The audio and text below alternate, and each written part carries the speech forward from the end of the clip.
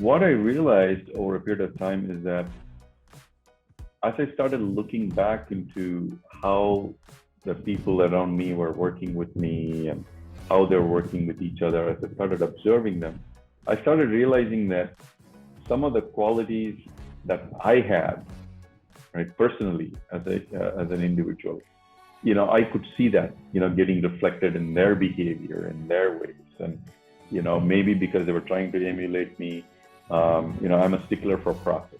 I'm a stickler for doing things neatly and clearly. My office facilities are spotless, right?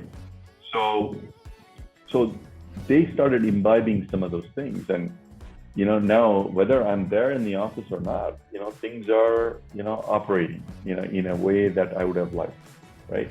So these are through repeated reinforcements, Yeah. And then people have started, beginning to realize that is the culture of the company. That's a challenging thing as a business partner, because if you're doing it right, your business needs, especially as a bootstrap from like 0 to 1, is going to change a lot in that time period. Like, so in the early days, you really need to hire kind of like jack of all trades, people who can do a lot of different things, wear a lot of different hats, are really great at putting out fires.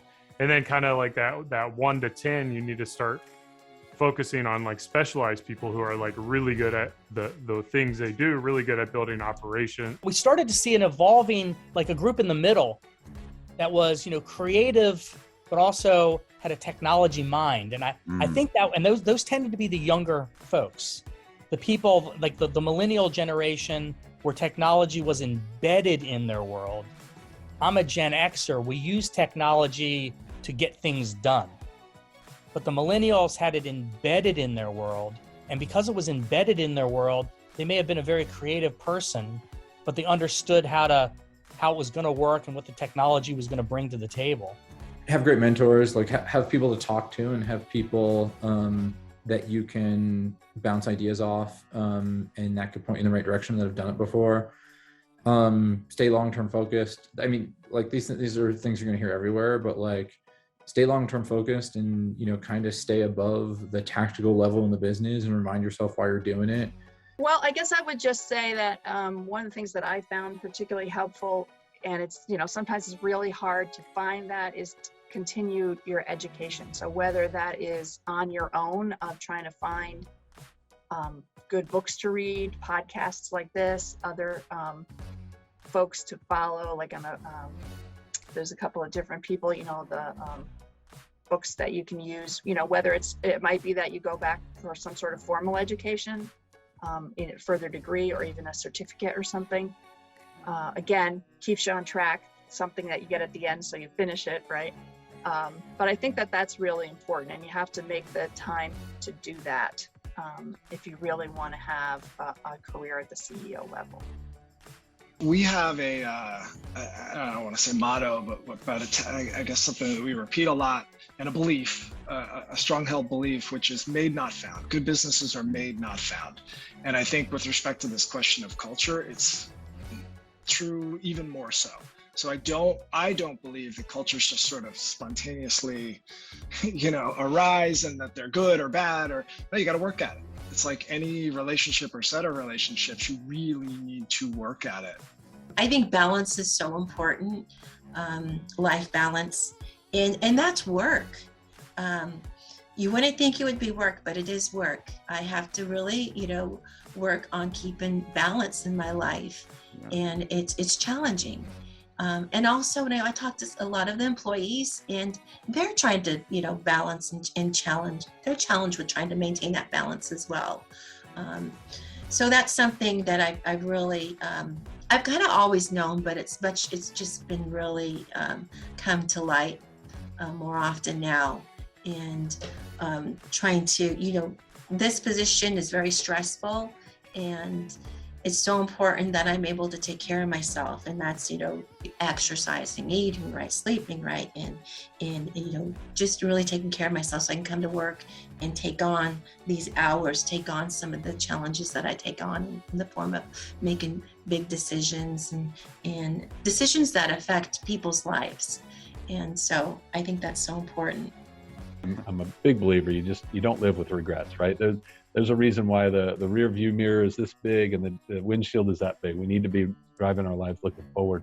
But we all fail. We all have things we would do differently. And as long as you're failing forward, right? John Maxwell talks on it. If you're always failing forward by learning and growing, then that's okay. And there's some things certainly that I wish I had learned early in my career. And when I talk to younger leaders who are looking for mentors or just, yearning for knowledge, I always offer this to them, because I think it was lessons I learned that really made me a better leader. The one is change happens through people. It doesn't happen at people. It doesn't happen around people. If you really want to affect change, whether it's in your home, your relationships, your workplace, your community, it happens through people. And that can be slow sometimes. That can be messy. It may be some start and stop. But I learned, at one point in my career, I learned that if I'm really going to affect long-term lasting change, it has to happen to people. You get tested with that. Actually, I would say a lot as you scale and grow. That was the first time we were tested with do we know more than anybody else? But then as you grow and you hire and you had lots of people and you hire people who have done it before, there's a tendency again to think, oh, this person knows how to do this better than I do. Yeah. And they should. But the key thing is how do they do it in your company? How do you as the expert in your business help others understand where the best opportunities are and where the bad opportunities are, and the cultural ways to do things and not to do things? No one gave us that advice. Hey, if you hire that, you'll double your sales. But I think honestly, that's probably what happened in our case. I think what it does, it just frees you to work on the things that you're good at, and I think that's the point. Because as entrepreneurs, sometimes we get caught up in things that we're not really the best at. But we're like, well, I guess I'm here. I'm the best person maybe I have the time, or at least I'm motivated. And that's not always the best thing for you to do. I read an article one time that said, 6 or 8 things that the CEO should never do, like social media, accounting, and, you had a whole list. And I was like, oh yeah, I'm kind of doing that. Oh yeah, I'm doing that. Oh, not accounting. Okay, all right. Got one of the that I'm not doing. But it challenges you to be able to, think in terms of, well, maybe I should be doing the things that I should be doing, and hire the best people, actually do the things that I'm not the best at, or just maybe I don't have a desire to do, or maybe frankly I just don't have the time to do. I highly recommend get your communities involved, do a destination plan, and really help set the direction, for your organization. And even if you're not a destination marketing organization, for a regular company, always try to have that strategic plan and get as many people involved as you can, because that's really what's going to help set the direction, is when you have multiple minds at the table helping set a new direction.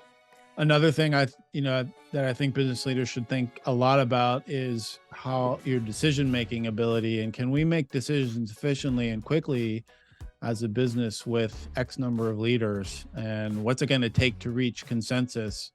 I think you can, if you have too many business partners, put yourself in a position where you almost become paralyzed by the inability to reach consensus on things. So yeah, it's another one that comes to my mind.